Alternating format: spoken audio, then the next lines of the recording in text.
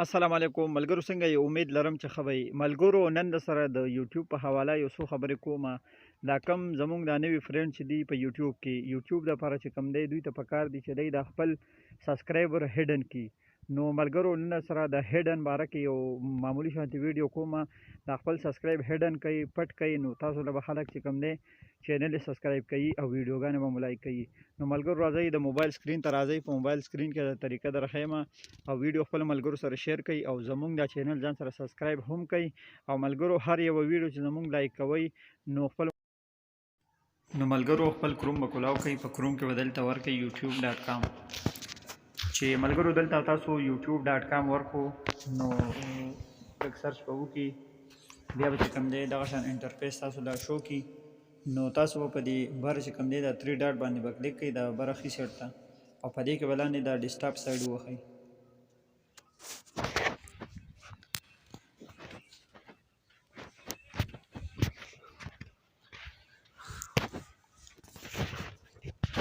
نو ملګرو نننۍ ویډیو د نوي یوټیوبرانو لپاره ډېره اهم ویډیو ده او په دې کې چې کوم دی نه تاسو به ښه فایدې حاصلې کوئ. نو ملګرو راځئ اول چې کوم دی دا خپل تصویر به دې خوا ووهئ، دې ګوټ ته د ښي سایډ ته بره چې وګورئ دا زموږ تصویر دی.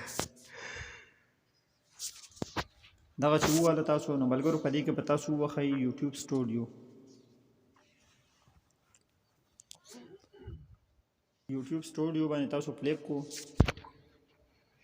نو تاسو سره به خپله د یوټیوب سټوډیو کولاوه شي.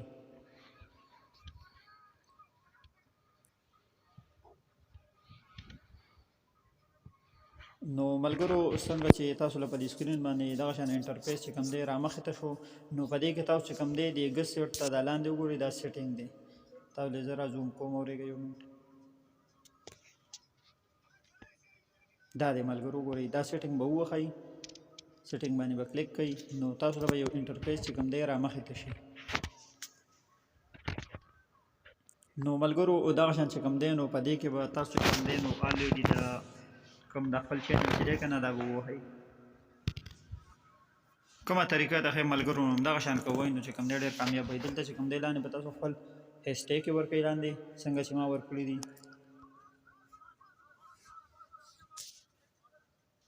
د پښتون ټي وي، بلکې پښتون بیا ټي وي، بیا AKO، بیا ټیکنیک چې کوم دی دې خوا پښتون ټي وي، دې خوا مې AKO ورکړو.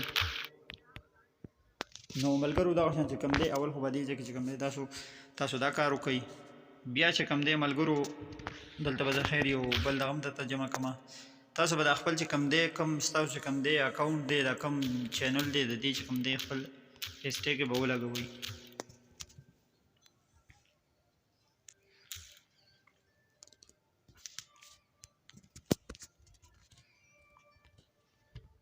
نو ملګرو دې کې د اخوا کې د ایډوانس دی، په دې به کلیک کړئ. ایډوانس کې به لږ لاندې لاړ شي، دې ځای کې چې کوم دی زه ځم لاندې.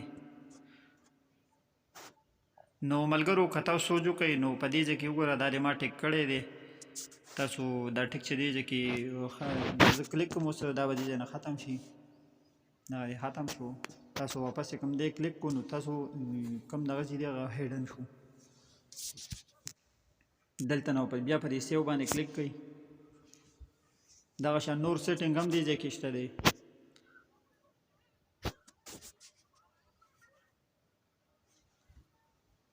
دې سره فلحال چې کوم دی زموږ کار نشته دی. دې ځای کې چې کوم دی دا ټایټل یې به ورکړئ. اورې